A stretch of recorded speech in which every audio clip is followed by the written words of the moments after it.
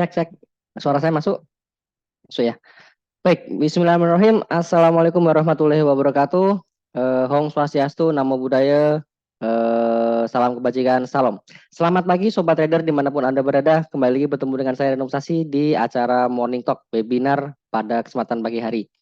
Nah, pada kesempatan pagi hari ini di hari Kamis ya, tanggal 9 November, nanti sekitar 1 jam ke depan kita akan sama-sama mengulas review market, baik itu dari market gold, market forex maupun indeks ya. Tentunya review ini saya sampaikan nanti berdasarkan apa yang terjadi di hari kemarin dan proyeksi untuk hari ini ke depannya. Namun sekali lagi saya sampaikan bahwa materi kami ini hanya sebatas referensi bukan merupakan rekomendasi entry posisi karena seperti kita ketahui bahwa di bisnis perdagangan derivatif potensi maupun risikonya itu berbanding lurus baik itu keuntungan maupun kerugian. Yang penting kita di sini sudah bisa mentoleransi sesuai dengan risk profile masing-masing dan money management masing-masing. Tidak lupa juga saya sampaikan bahwa performa trading di masa lalu tidak bisa menjamin 100% performa trading di masa mendatang dan yang paling utama terakhir adalah seluruh transaksi yang diambil oleh trader baik itu saya, teman-teman semuanya akan menjadi tanggung jawab masing-masing ya. Itu untuk disclaimer-nya. Nah, tujuan dari diadakan acara ini yang sudah setiap hari ada ya. Jadi teman-teman semuanya nanti boleh menghubungi kontak person yang mengundang teman-teman semuanya ke sini bahwa acara ini, materi ini diadakan hampir setiap hari ada ya, minimal sehari sekali untuk morning talk review market pada kesempatan pagi ataupun sore hari, atau nanti ada tambahan-tambahan jadwal edukasi lain untuk materi-materi pembelajaran ya mengenai evergreen tentang trading dan lain-lain. Nah, tujuan diadakan acara ini adalah untuk menambah wawasan, menambah knowledge sebagai modal dasar kita semuanya untuk menunjang kesuksesan kita di bisnis ini untuk jangka mendatang. Ya, harapan kami seperti itu. Semoga dapat dimanfaatkan sebaik-baiknya. Nah, sebelum kita mulai, alangkah lebih baik kita pertama panjatkan syukur kehadirat Allah Subhanahu wa taala, Tuhan yang Maha Esa yang telah melimpahkan segala rahmat, berkah serta inayahnya kepada kita semua. Salah satunya tercermin pada kesempatan pagi hari ini kita masih diberikan kesempatan untuk dapat bertemu secara online via Zoom ini tanpa ada halangan suatu apapun dan kita masih sehat walafiat. Saya doakan semoga teman-teman semuanya yang hari ini sudah bergabung tetap sehat, tetap semangat, akunnya berkembang terus dan makin tough di bisnis ini ya. Amin. Dan selanjutnya ucapan terima kasih juga saya sampaikan kepada teman-teman manajemen ya, teman-teman manajemen yang membantu kelancaran acara ini. Semoga acara ini lancar dari awal sampai akhir dan dapat dimanfaatkan sekali lagi sebaik-baiknya untuk kita semuanya. Dan yang terakhir tentunya juga partisipan yang sudah bergabung di sini saya lihat ada 80.000 peserta. Ada 80.000 peserta dari Sabang sampai Merauke. Terima kasih atas partisipasinya. Saya sapa dulu di sini ada Bapak Zulkarnain, Bapak Ibu Zahmin Zahra, Bapak Valen, Bapak Sumanto, El Hartawan, Bapak Andra, Bapak Dani. Pak Dani, terima kasih atas partisipasinya. Semoga bermanfaat Pak Dani. Selamat pagi. Terima kasih Coach Rino. Sehat Pak Dani? Sehat-sehat Om Coach. Dani? Sehat. Baik. Ya. Kawan-kawan kita ketemu lagi Kom ya, Kodar di Bandung. Biar bisa ngobrol-ngobrol lebih detail. Baik, terima kasih atas partisipasinya. Nah, selanjutnya kita sekarang menginjak ke materi utama yaitu proyeksi dan review market. Saya izin share screen. Nah, sebelum saya mulai, saya ingatkan kembali teman-teman semuanya. Nanti jika ada pertanyaan atau ada yang mau disampaikan atau ada koreksi buat saya pribadi, boleh langsung isi kolom chat atau langsung on mic. Begitu. Terima kasih. Saya izin share screen. Nah, sudah masuk ya share screen saya teman-teman semuanya? Sudah ya, saya kira sudah. Oke. Baik, pertama akan saya sampaikan dulu mengenai aspek fundamental, aspek fundamental. Ini saya ambil dari investing.com, kalender ekonominya.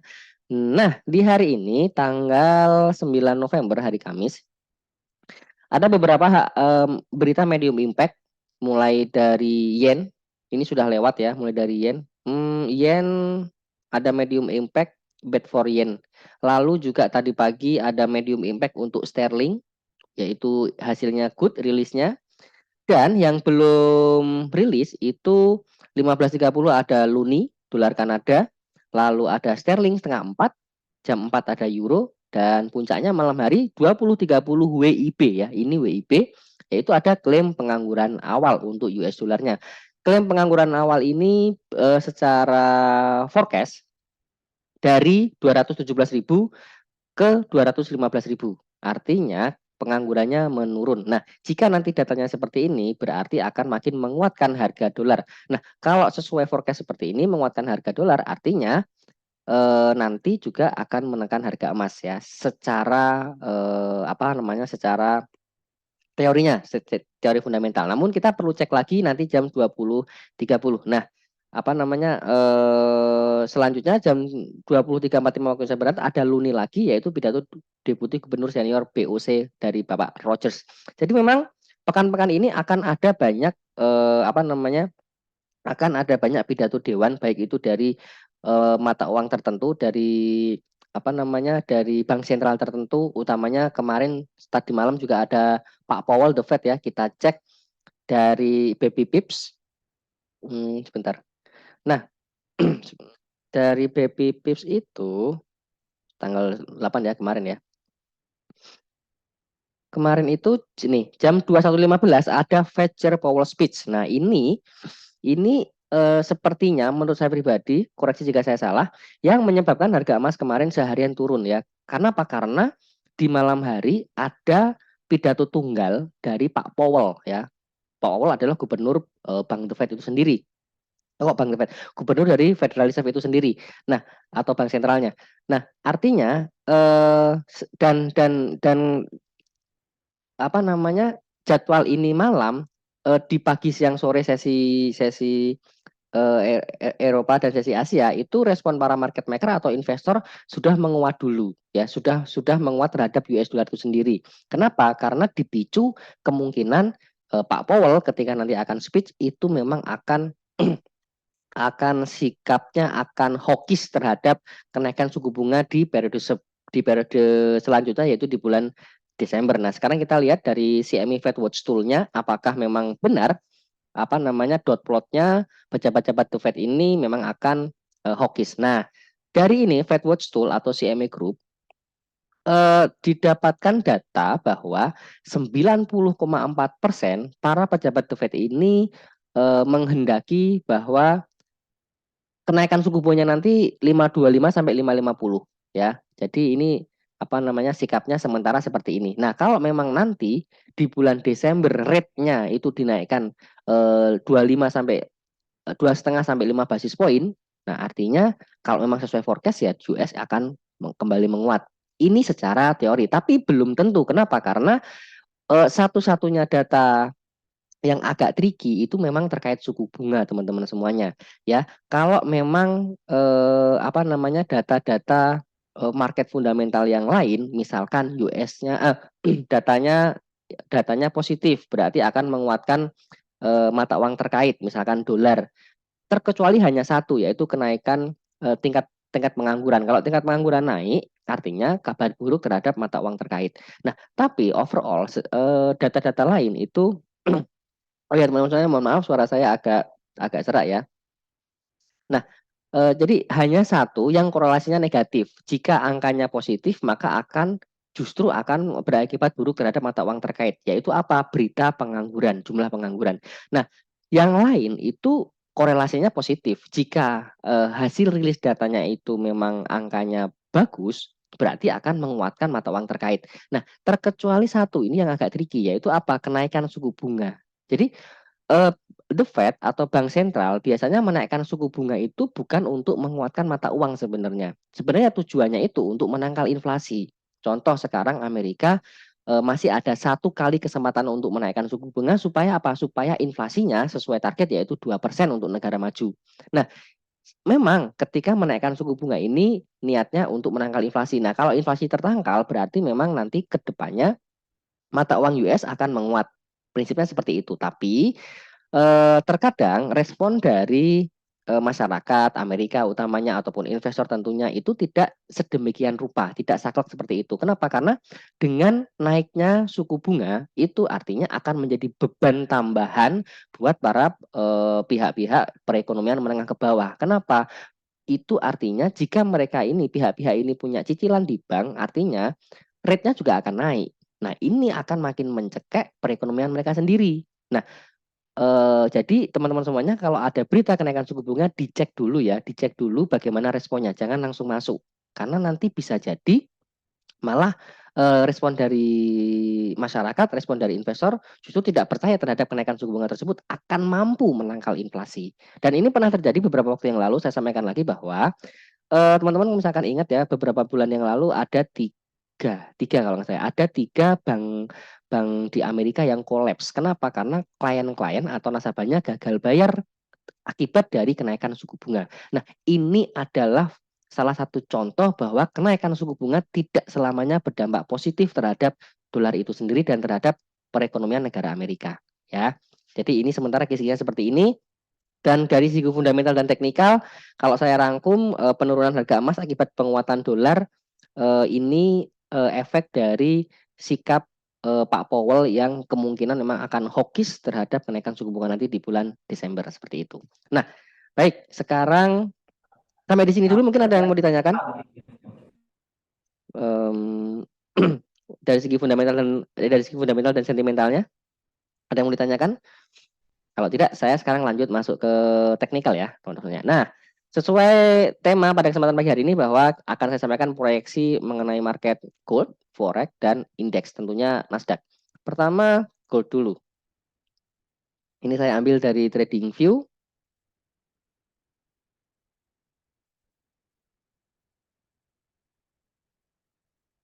Nah, teman-teman semuanya, kalau kita lihat ya, kalau kita lihat, ini banyak, ini saya ganti dulu, sebentar, kita pakai ini aja. Nah, kalau kita lihat teman-teman semuanya, harga gold ini setelah dia menyentuh harga tertinggi 2009, ternyata dia membentuk lower high, lower low ya. Dan di sini apa namanya? Sudah muncul break of structure ya, sudah muncul. Nah, ini saya kasih contoh teman-teman semuanya yang misalkan cocok dengan smart money konsep, tapi masih terkendala buat mapping sendiri. Ini sebenarnya di TradingView itu ada ya. Ini contoh, tinggal diaktifin nanti searching aja di indikator akan muncul smart money konsep. Nah, tapi saran saya sebelum teman-teman semuanya menggunakan indikator ini, tentunya pahami dulu 3 pilar SMC, yaitu yang pertama ada market structure, yaitu BOS, CHOK, seperti itu ya. Yang kedua adalah POI, point of interest, yaitu order block, mitigation block, breaker block, ataupun fair value gap misalkan. Dan yang terakhir yaitu likuiditas ya. Supaya supaya kita paham nih, oh ini kok di sini cok, bedanya apa? Oh berarti ini cok minor, ini cok mayor. Oh ini bos-bos yang titik-titik ini apa maksudnya? Oh berarti ini big of structure untuk yang kondisi minor. Baik, nah ini saya biar cepat ya, biar cepat. Karena kalau pakai yang mappingan saya pribadi di sini banyak area-area. Nah, jadi dari indikator smart money concept yang ada di TradingView ini, teman-teman semuanya, kita lihat bahwa di sini sudah teridentifikasi muncul cok di H1 ya, atau change of character. Nah, ini coknya itu cok kuat ya, ini cok kuat. Nah, artinya sekarang sudah masuk potensi harga berubah arah ya. Berarti di si area ini kita bisa fokus sell. Apalagi di sini sudah muncul bos baru, yaitu tapi ini masih yang internal. Ini bos untuk yang internal structure ya. Katakanlah ini misalkan di bos eksternal sudah terjadi. Nah, ini berarti nanti harga sudah terkonfirmasi harga turun. Ya, sudah berubah tren. Yang trennya yang di beberapa waktu terakhir kemarin itu naik, sekarang sudah berubah menjadi turun. Seperti itu. Jadi secara time frame H1 itu sudah muncul cok dan berpotensi harga kembali turun ya, karena di sini sudah tidak mampu terbentuk high baru. Dan bahkan ini pertama ya, di sini ya muncul cok lemah, harga turun, dan muncul break of structure di internal structure ini di lower time frame, dan sekarang muncul cok kuatnya ya, ini low ke break ya, low ke break. Dari sini juga sudah ke break yang dari eksternalnya di sini. Dan sekarang ada muncul bos. Jadi kesimpulannya di H1 kita bisa ambil peluang sell. Ya, pertanyaannya sellnya di mana? Dan sekarang harga ini sedang menguji area demand ya. Ini area demand.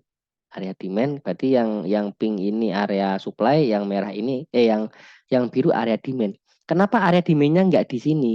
Karena ini mengambil dari eksternal. Jadi teman-teman semuanya, kalau misalkan bikin area supply demand, di H1 misalkan, itu usahakan ngambilnya supaya nemu key levelnya itu di eksternal ya. Kalau supply dari kondisi turun, ya, kalau demand dari kondisi naiknya, ya. Kan kondisi naiknya di sini ya, kita buat demand-nya di sini seperti itu. Nah, dari sini kita ambil kesimpulan bahwa market gold walaupun secara tren di H1 ini sudah berpotensi turun. Nah, sekarang ini sedang menguji area demand. Demand di area mana? Di 4550, sekitar 5 poin areanya. Nah, SL-nya di mana? Ya, SL-nya taruhlah di bawah demand di bawahnya di 34. Ya, tinggal kita tunggu reaksi harga di sini nanti seperti apa, apakah kebreak atau tidak. Jadi secara prinsip struktur market sekarang gold itu sudah di area demand dan memang ini berpotensi untuk kita buy ya, karena dari demand ini baru kena sekali ini ya. Biasanya market itu dalam kondisi ideal kalau supply demand baru ke mitigasi pertama itu mantul dulu, baik itu supply ataupun demand ya. Jadi teman-teman semuanya yang mohon maaf, yang mungkin ada dana lumayan cukup besar di time frame H1 boleh buy sekarang ya, boleh buy sekarang dengan area buy 4550, stop loss-nya ini boleh di screenshot ya. Nanti juga akan saya coba untuk lower time frame-nya karena ini kebetulan di indikator smart money sedang menguji area demand. Saya ulangi lagi, kita sekarang nemu mohon maaf. Sebentar.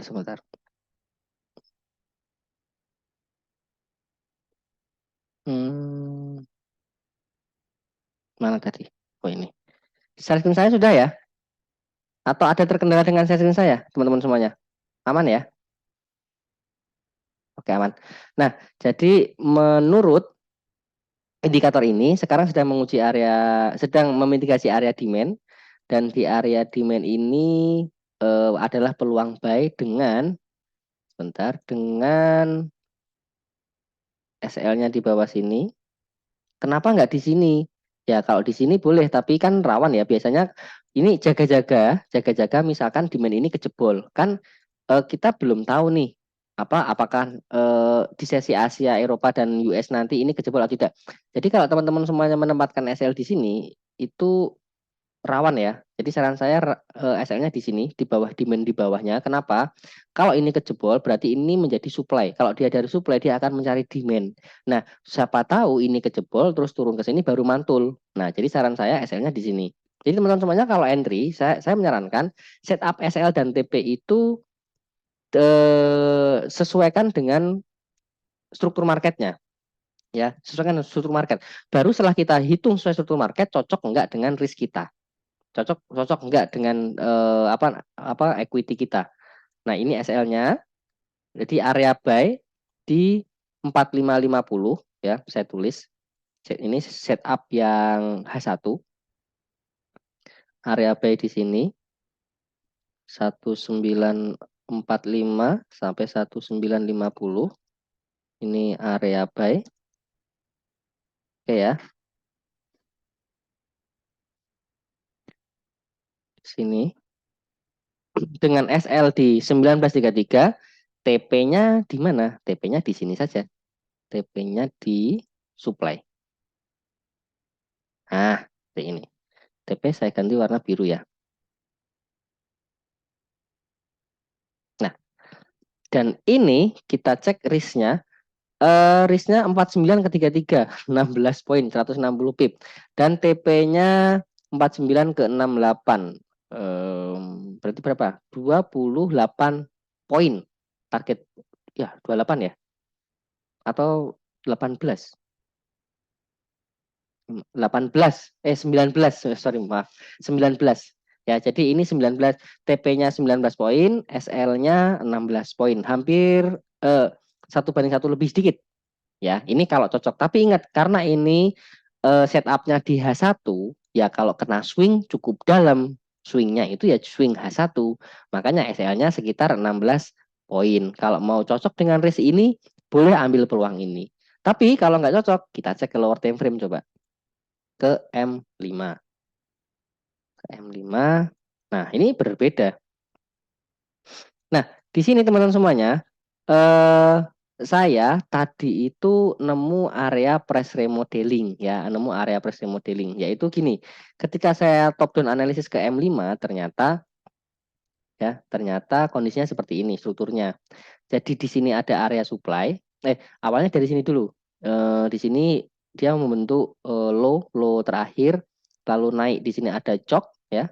Lalu di sini ada cok lagi, lalu di sini ada cok lagi. Nah, artinya di sini teman-teman semuanya ada dua struktur market ya, yaitu cok ini dan cok ini. Nah, dua cok ini itu bisa bisa kita sebut sebagai price remodeling ya, sebagai price remodeling. Nah, ada kondisi price remodeling di M5 ya, di M5. Dan ketika ini terbentuk, harga naik ke supply sini, turun pas sekali masuk ini memang langsung naik ya, memang langsung naik. Nah, di sini target di sini memang tidak tercapai ya, target di sini memang tidak tercapai karena hanya mampu mengambil hanya mampu mengambil area fair value gap ini. Jadi ini ya, kalau saya buatkan lagi sebentar. Kalau saya buatkan lagi, di sini kan ini ada fair value gap sebenarnya. Di sini.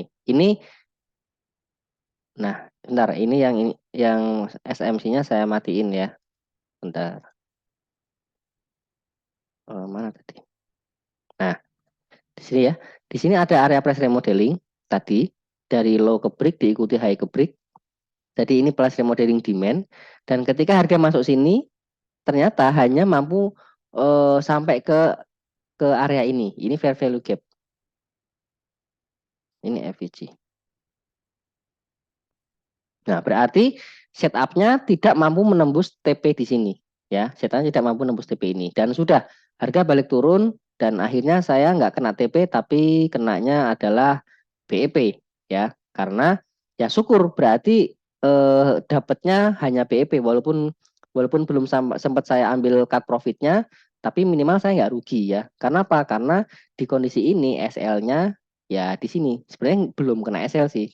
Karena kan eh sebentar, kalau dari pricing modeling kena karena naruhnya kan di bawah di bawah belum di bawah likuiditas di sini ya, memang belum kena, tapi syukurnya kena BEP dulu, dan ternyata dari pricing modeling ini sekarang agak turun dulu. Nah, dari sini teman-teman semuanya saya hapus. Maksud saya gini, maksud saya itu ini saya hapus, saya kembali aktifkan smart money-nya. Nah, walaupun teman-teman semuanya nanti bisa menggunakan terbantungkan dengan menggunakan indikator smart money konsep ini, tapi tetap teman-teman harus terbiasa dulu, harus jeli dulu melihat struktur market. Supaya apa? Supaya bisa terbantungkan dengan em, apa namanya dengan konsepnya itu sendiri gitu loh. Oh, di sini ini ada price remodeling.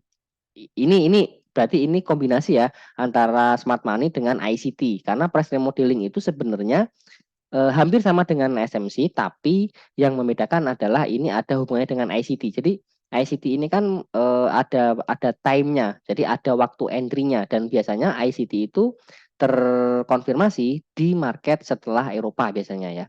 Nah, tapi is okay karena ini terjadinya di market sesi Asia, ada peluang saya ikut masuk, tapi memang nggak kena TP, kenanya BEP. Ya nggak apa-apa, minimal kita nggak rugi ya. Nah, ini kalau dari price modeling ini sudah ini saya hapus saja. Nah, sekarang di sini dari smart money ini dari indikator M5 ini sekarang sedang di area demand. Nah, kalau teman-teman semuanya, jadi dari H1 sampai M5, H1 dan M5 ini sekarang memang berpeluang buy. Nah, kalau buy di M5 ini memang SL-nya pendek. Kenapa? Karena SL-nya di bawah low sebelumnya. Bawah sebelumnya ya, bawah week low ini. Di sini misalkan saya ganti warna merah. Nah, di sini area buy-nya di 4849 ya, pendek.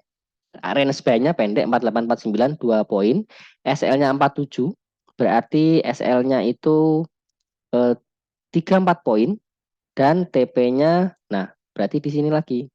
Ini untuk scalping ya. TP-nya di sini. Di 51. Ya, 1:1 atau SLTP 2 poin. Tapi saya rasa ini berbahaya ya, berbahaya karena di sini sudah muncul cok. Jadi saran saya jangan buy di sini, tapi sell lah nunggu ketika naik di sini. Ya. Jadi agak agak berbeda teman-teman semuanya di lower time frame dan key level. Ini setup ini saya batalkan saja karena saya juga tidak cocok dengan setup ini karena tidak mendukung secara struktur market. Jadi saran saya kalau dari lower time frame M5, teman-teman setannya berbeda yaitu sell di area ini, di sisi supply ini, saya tulis di 5354 54 ya, sell di sini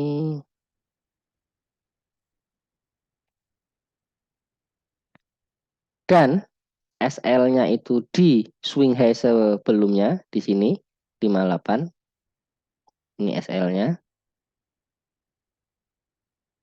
dan TP-nya ya kalau udah sampai sini ya kita ke sini lagi.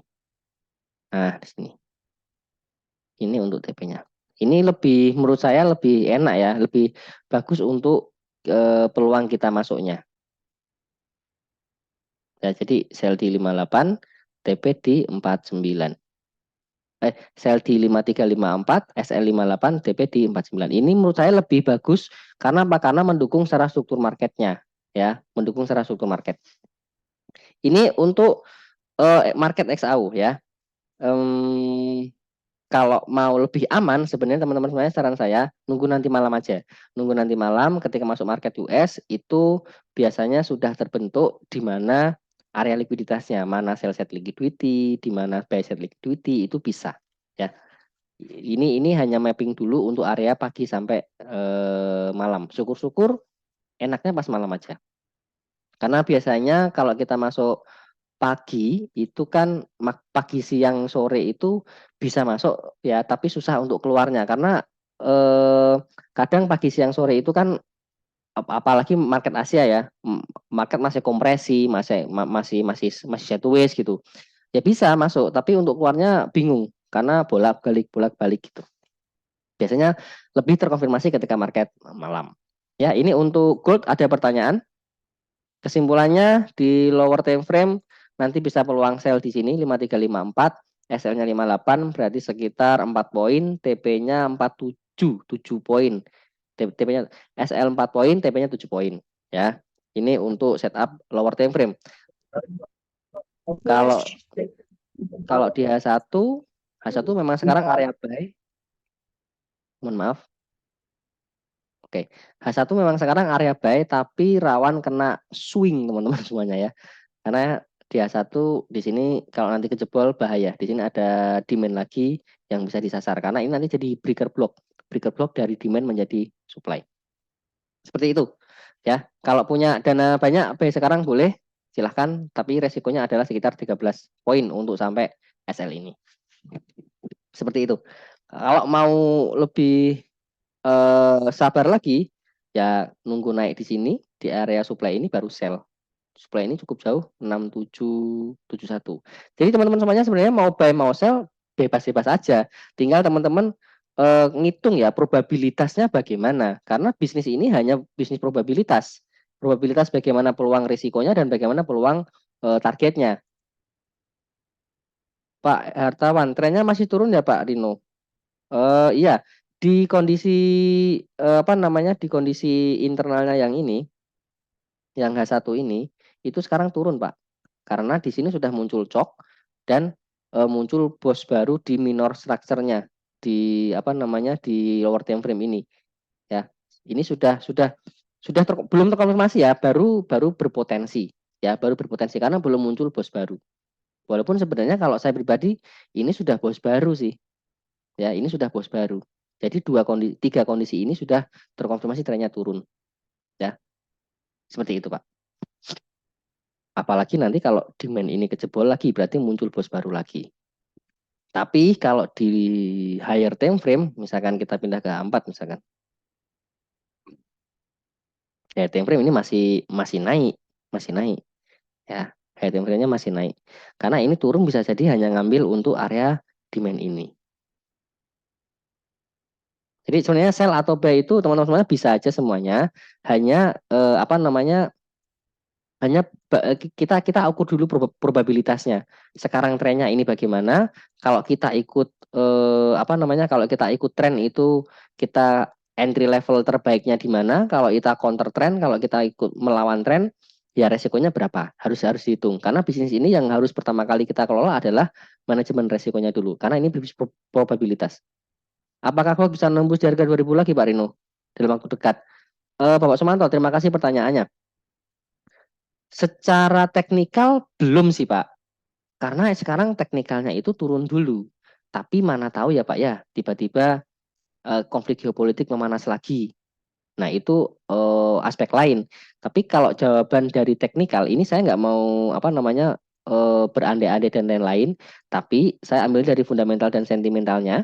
Sentimental apa fundamental dan sentimental sekarang US sedang menguat dan teknikalnya di kondisi ini, di kondisi pergerakan harga yang dari sini, nah ini masih turun, masih turun. Bahkan bisa mencapai target ke sini 35, 38 di area ini. Ya, targetnya ke sini. Kalau ini kejebol. Begitu. Tapi kalau sel sekarang gimana? Jangan. Kalau saran saya kalau sel sekarang jangan. Jadi selnya nanti nunggu koreksi dulu. Tapi kalau buy sekarang ya boleh, tapi resikonya 13 poin. Itu saja. Tinggal teman-teman semuanya atau semuanya cocok nggak dengan setup ini. Kalau cocok dipakai, kalau enggak ya nggak apa-apa. Tapi jangan sampai ketika masuk nanti akhirnya floating dan bingung harus ngapain. Nah, kalau bingung mau ngapain, teman-teman usahakan gini, ini tips dari saya. Kalau misalkan teman-teman misalkan SL misalkan 100 pip ya atau 100 pip misalkan. Nah, ketika sudah floating 30%, teman-teman harus ambil sikap ya. Ini saran yang sering disampaikan oleh mentor saya juga.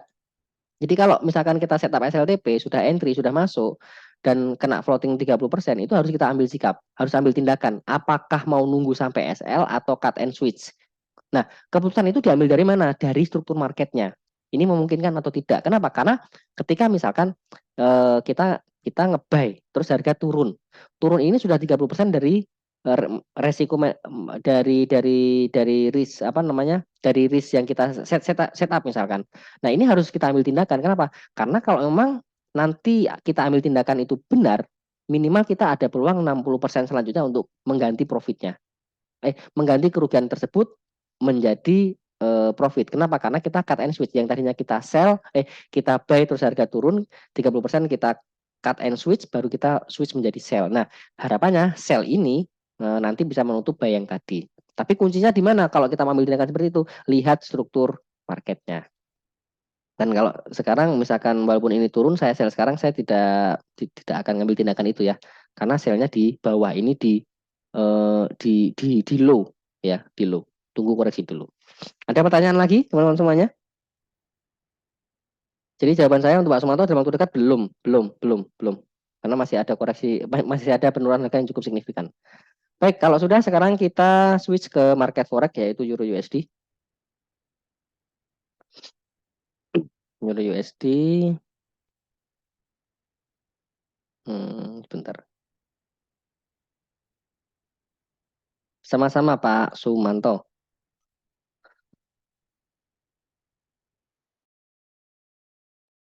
Saya minum sebentar ya.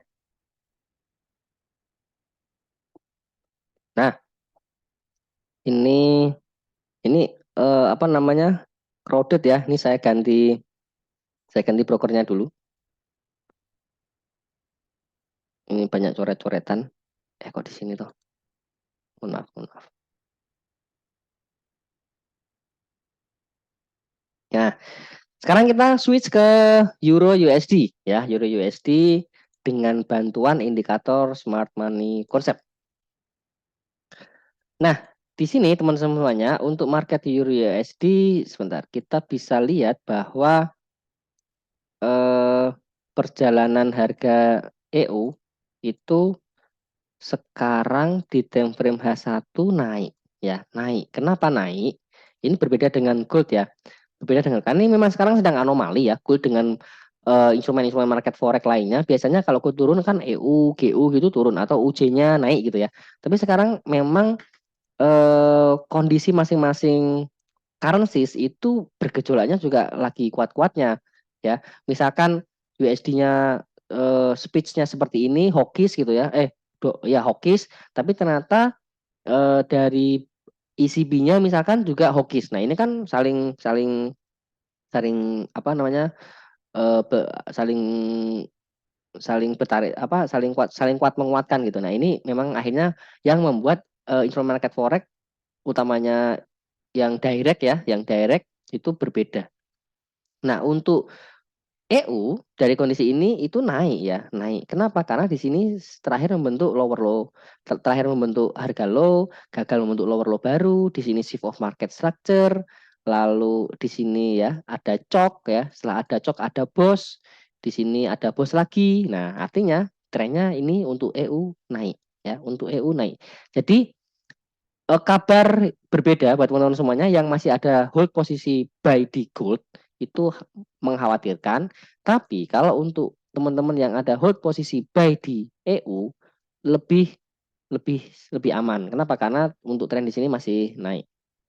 Nah, kalau dia satu ini pergerakan harga EU sudah meninggalkan demand. Ini ada demand. Nah, ini tuh apa toh? Ini tuh order block ya. Order block atau apa? Order block candle perlawanan terakhir ya. Karena ini tren turun ya. Berarti candle perlawanan terakhir adalah candle yang bullish. Nah, ketemunya di sini ini order block. Ya, mungkin beberapa waktu ke depan akan saya jadwalkan dan teman-teman dari mentor yang lain untuk lebih detail mengenai smart money konsepnya. Nah, di sini ada order block demand dan sudah ditinggalkan ya. Ini sudah termitigasi. Ya, kenapa? Karena eh, terakhir terbentuk di sini harga naik bentuk swing lalu sudah termitigasi dan mantul lagi. Ya. Ini kalau dilihat dari lower time frame nanti coba kita cek mungkin ini setup yang bagus. Dan targetnya kalau dari demand dia kemana? Targetnya ke sini. Ya. Jadi kalau dari H1 untuk entry sekarang tidak bisa ya. Di H1 entry tidak bisa karena harga sudah jalan naik, sudah meninggalkan demand dan menuju menuju supply. Nah, ini supply yang akan dituju. Tapi eh, kalau saya tambahan kemungkinan sih ini koreksi turun dulu karena ada fair value gap.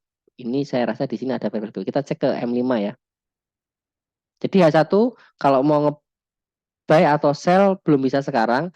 Kalau sell tunggu di sini, di area ini. Kalau buy tunggu di sini. Tinggal nanti kita lihat harga ini kemana dan bagaimana reaksinya.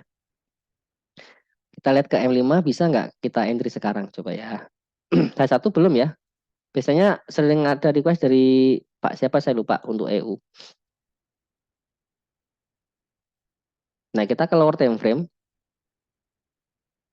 Lower time frame kita juga sudah ketinggalan area ya. Di sini area supply. Ini ada equal high ya, ada equal high yang di atas ini weak high mantul.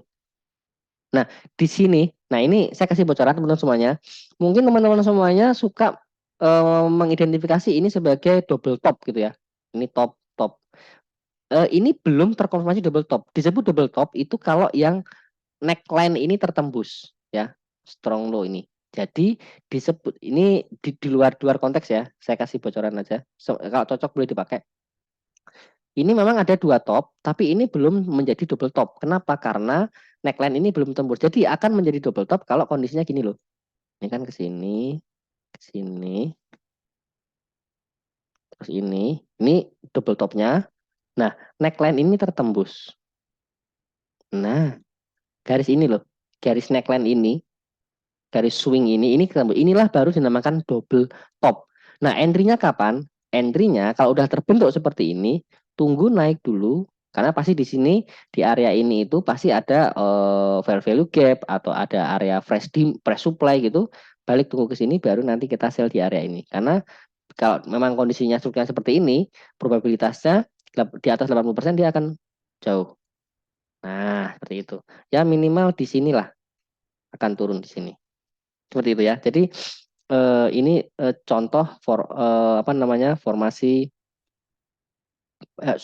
contoh pattern. Nah, baik lagi ke sini ke M5. Ini sudah meninggalkan area supply dan targetnya di demand terdekat ini. Ya, sama M5 juga kita belum bisa entry karena sudah ketinggalan nih. Dan di sini ya saran saya kalau di M5 itu entry-nya sebentar, ini di M5 kan sudah naik ya, di sini juga ada cok. Nah, saran saya teman-teman semuanya kalau mau entry M5 ya di Euro USD dari kondisi ini yang ada dua setup ya. Setup pertama di sini, setup kedua di sini. Kalau mau lebih sabar lagi di sini entry-nya buy. Ya, jadi tiga area ini itu merupakan peluang kita entry teman-teman semuanya. Ya, peluang kita entry. Yang high risk di sini buy, saya tulis dulu. Ini setup pertama yang high risk buy itu di sebentar. Di area ini 1.07024 buy level pertama di 1.1 berapa tadi? 1.07 1.07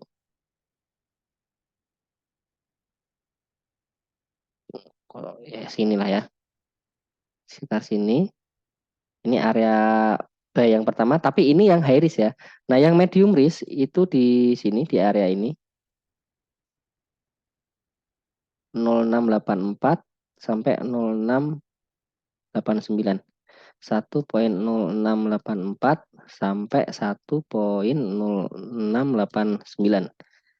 Nah, ini untuk buy level kedua. Yang ini medium. Yang terakhir yang low risk-nya di sini. 0658 sampai 0666. 1.0658 sampai 1.066. Oke. Nah, di sini. Jadi, misalkan teman-teman semuanya punya dana cukup, layering boleh. Buy di sini misalkan ya, terus turun koreksi buy di sini, turun lagi koreksi buy sini. Tapi ini saya tidak menyarankan ya, karena cara ini pasti akan sangat-sangat beresiko. Karena misalkan sekali kena SL balik, berarti 3 posisi akan kena SL semua. Dan SL paling gede yang paling atas. Ya, seperti itu. Apalagi misalkan layering ditambah apa namanya? Tambah Marti 0,1, 0,2, 0,3 itu lebih parah lagi ya. Jadi tergantung sesuaikan dengan risk management masing-masing ya, tergantung dengan money management. Kalau mau yang high risk buy di sini, SL-nya di mana di swing low sebelumnya. Kalau mau buy di sini, ya SL-nya di bawah ini. Nah, kalau yang ini gimana kita mau bagi sini? Kalau mau buy yang di area medium yang low risk ini, SL-nya pendek karena di bawah equal low ini, pendek aja, tapi TP-nya jauh ya. Jadi seperti itu untuk M5-nya. Teman-teman semuanya sama wait and see. Pak Rino, untuk menentukan SL lebih baik dilihat dari struktur market atau dari risk yang disesuaikan dengan harga modal. Kalau dari modal baiknya berapa persen dari modal risknya? Baik, dari Pak Zulkarnain, terima kasih pertanyaannya. Memang dua-duanya itu bisa dipakai, Pak Zulkarnain ya, bahwa sesuai risk management juga sesuai risk management keuangannya masing-masing juga boleh. Tapi kalau saran saya itu sesuai struktur market, Pak. Kenapa? Misalkan eh, Pak Zulkarnain misalkan entry apapun itu. Terus SL-nya misalkan eh, equity atau balance-nya Om Pak Zulkarnain misalkan $1.000. Nah, risk-nya misalkan mau 10%, artinya risk-nya sebesar $100 ya kan. Nah, tapi belum tentu risk $100 itu cocok dengan struktur market yang sekarang sedang terbentuk, Pak. Ya, misalkan Pak Zulkarnain mau entry buy gold, ya, mau entry buy gold dengan setup H1 yang tadi saya sampaikan. Nah, ternyata dari setup buy good yang tadi saya sampaikan di time frame H1 itu kan risknya 13 poin, Pak. Nah, risk 13 poin itu kan berarti nggak sesuai dengan risk management dari Pak Zulkarnain. Karena Pak Zulkarnain risknya itu 10%. Artinya $100 itu tidak bisa memenuhi risk profile dari struktur marketnya. Jadi kalau saran saya pribadi, jawaban saya adalah pertama, sesuaikan dulu dengan struktur market. Karena ini untuk menghindari kejadian, aduh nggak usah pasang SL, nanti kalau setup SL kena langsung mantul, kena langsung balik. Ya kenapa seperti itu? Karena berarti kita semuanya kalau setup SL kena langsung balik, berarti SL-nya salah. Ya, SL-nya salah karena SL-nya masih di area range struktur market. Tapi kalau range area, kalau kita setup SL-nya itu sesuai dengan struktur market, kalau benar-benar kena SL, itu biasanya lanjut. Tuh, contoh kemarin kemarin saya memang ada setup buy gold kena SL bablas. Dan itu saya nggak berani lanjut untuk buy lagi karena memang open interest-nya kemarin sedang tinggi-tingginya ya. Bahkan saya ngincer area buy juga belum kena-kena. Saya tunggu respon kejebol, saya tunggu respon kejebol gitu.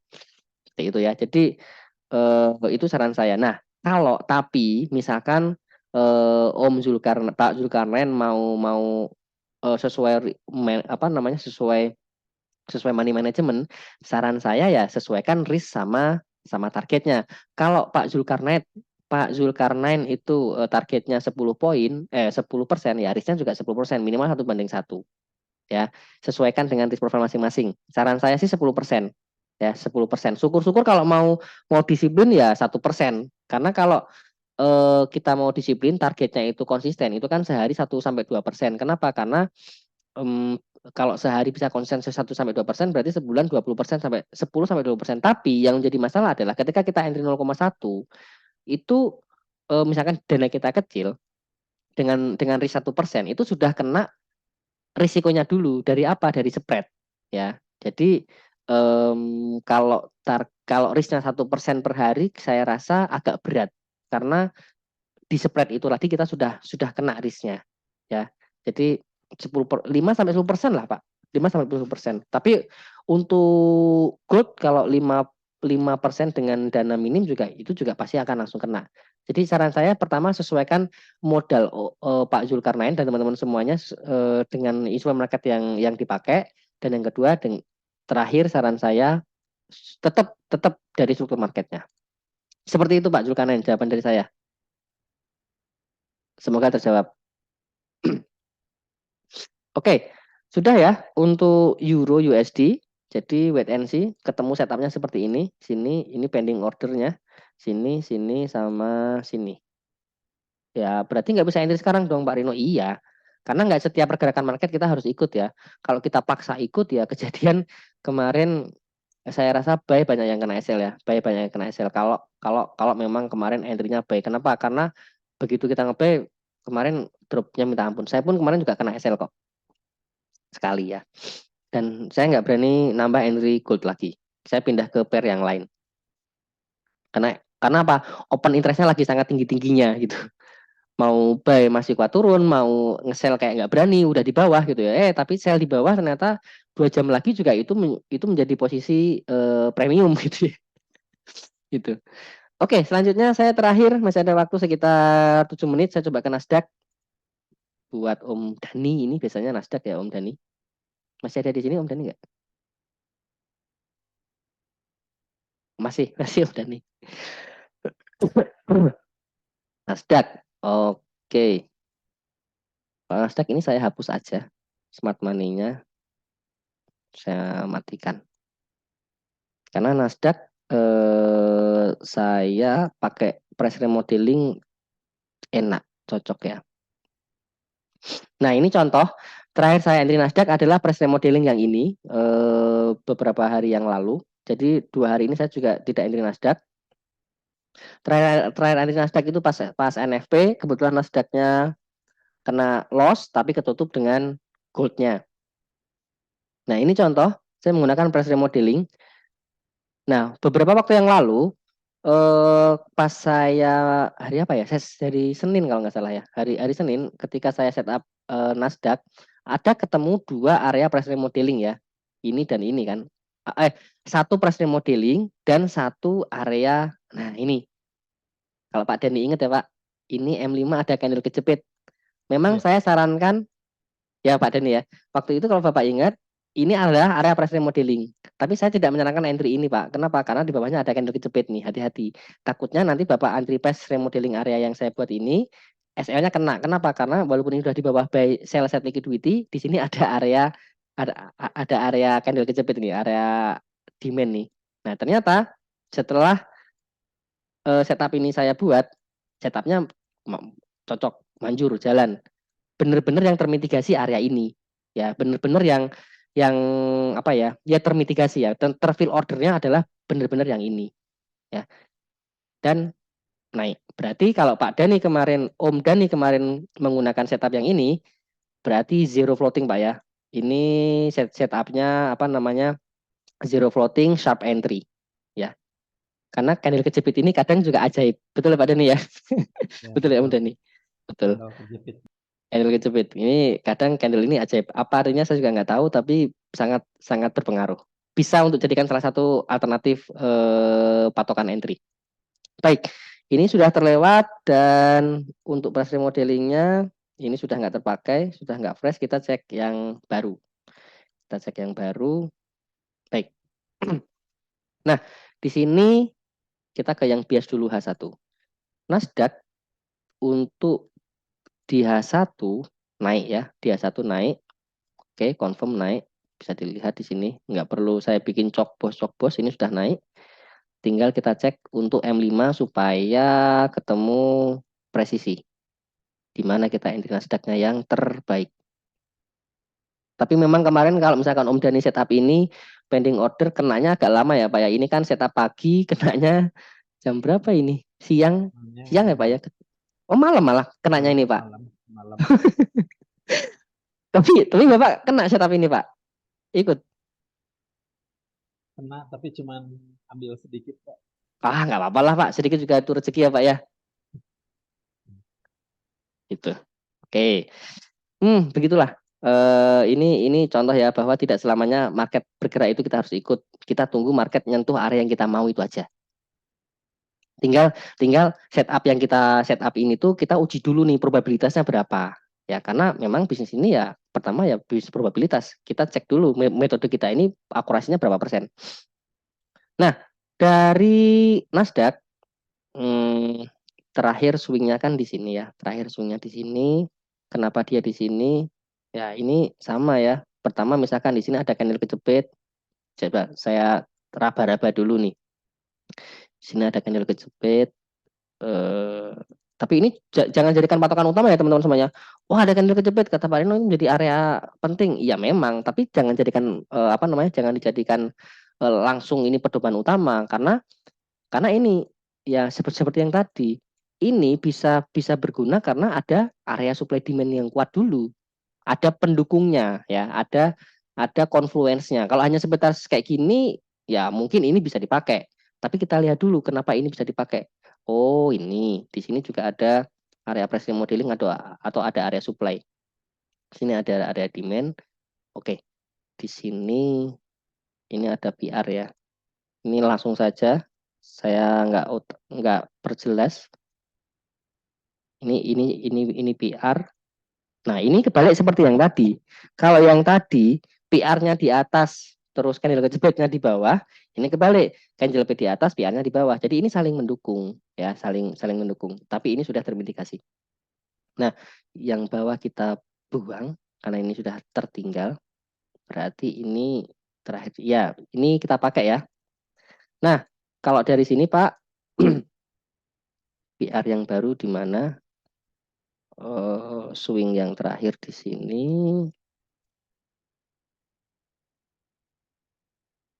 Oke, swing terakhir di sini. Nah, jadi kalau Nasdaq saran saya ini tapi berdekatan ya. Nah, kalau berdekatan seperti ini agak rawan karena numpuk-numpuk. Nah, saran saya supaya lebih aman sama Om Dani, tetap menggunakan yang candle kejepit ini aja. Ya, kalau kita trace di sini nanti rawan di sini. Di sini ada penumpukan supply demand, ada penumpukan di sini ada, padahal ini M5 ya. Nah, kalau ada penumpukan seperti ini tuh agak bahaya ya, agak bahaya. Jadi karena apa? Karena di sini itu kan dari area ini kan sideways. Ini kan set set sideways. Jadi kita tinggalkan. Ini kita hapus. Nah, jadi untuk Om Dani kalau mau sabar, nunggu di area ini lagi, dijepit lagi, ya. Karena di bawahnya ini juga, syukur-syukur di bawahnya ini Pak. Ini saya setup presiden modeling yang di bawah ini. Ini kan ada swingnya. Ini swing low ke break. Ya, ini sell set liquidity. Lalu diikuti high ke break sebentar. Setelah dia membentuk swing low ini, dia ngayunnya naik ke sini. Nah, sini ya. Eh, oke. Dan inilah PR-nya. Inilah PR-nya. Nah, saran saya Om Dani, kalau mau yang lebih low risk, tunggu ke PR ini Om. Tunggu ke PR ini. Kenapa? Karena yang ini sudah termitigasi dan yang ini belum. Ini memang cukup jauh ya. Cukup jauh ke sininya. Tapi ya seperti kemarin Pak, siapa tahu malamnya nanti dapat ya. Karena kalau entry sekarang ini ya ini zona basah, rawan kepleset, mau sell juga rawan, mau buy juga rawan ya. Saran saya di sini Om Dani, saya tulis demand, demand berarti untuk buy ya Om ya. 15.171.5 sampai 15.197.6. Nah, ini area apa namanya level terbaiknya di sini. Kalau mau dua layer ya boleh sambil yang di sini. Ini 15216 sampai 15245. Nah, tinggal nanti cek risknya dulu nih.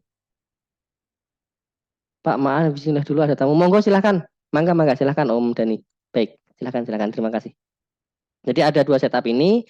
Yang pertama adalah untuk yang medium risk di 15.216 sampai 15.245 dan demand apa setup yang low risknya di sini. SL-nya di mana? Di bawah swing sebelumnya. SL-nya di bawah swing sebelumnya di sini. Nah, ini SL dan TP-nya di mana? TP-nya ya di supply sini. TP-nya di sini. Seperti itu. Ini cukup bagus ya untuk apa namanya untuk risk rewardnya. Kalau nyentuh sini sell gimana? Ya nanti nunggu dulu. Teman semuanya untuk sell di misalkan harga ini naik sampai sini kita kalau sell gimana? Saya belum lihat dulu tergantung kondisi strukturnya nanti. Karena kalau Nasdaq ya harus kita cek mana yang freshnya supaya nggak ke bawah sekali sekali ke bawah floating ya cukup cukup gede kalau di Nasdaq. Baik teman-teman semuanya, itu tadi untuk apa review dan forecast, kok forecast untuk proyeksi tiga instrumen market, gold, forex, dan Nasdaq. Kalau ada pertanyaan boleh saya kasih kesempatan lagi. Ada pertanyaan teman-teman semuanya? Tidak ya. Nah kalau tidak saya stop share dan sekarang kita sampai di ujung sesi. Kita tutup ya acara kita pada kesempatan siang hari ini. Ya baik sebelum kita tutup teman-teman semuanya kita tutup dengan doa tentang agama dan kepercayaan masing-masing supaya kita diberikan kemudahan, kelancaran dalam aktivitas kita, rutinitas kita, dan kita diberikan kesehatan terus. Yuk mari kita berdoa dipersilahkan.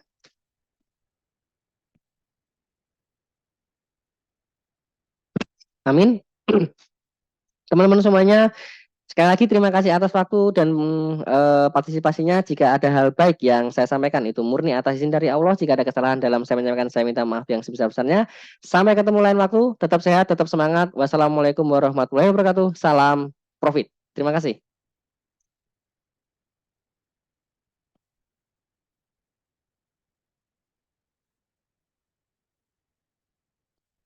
Ya, terima kasih. Terima kasih.